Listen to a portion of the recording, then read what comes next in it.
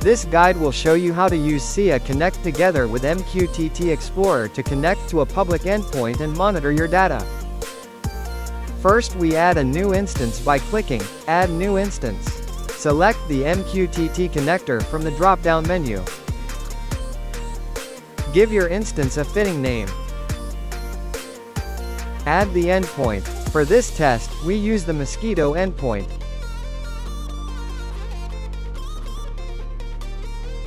Set the port to 1883. Set the SSL version to None, and verify server CA to No. From the newly created instance, we create a new item. We give our item a topic and set Retain to False.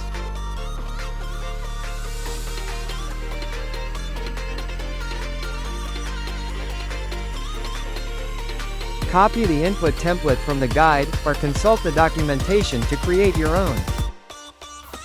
Navigate to the MQTT Explorer and select the Test Mosquito endpoint from the left-hand menu. Click on the Advanced menu. From here, input the same topic from SIA Connect and click Add. Click on Back and Connect.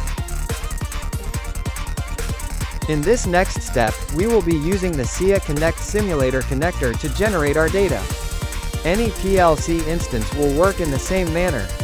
Navigate to the Connectors menu and search for Simulator.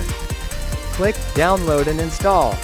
The simulator connector will generate data as if it was a PLC, with the benefit of not needing a PLC to be connected.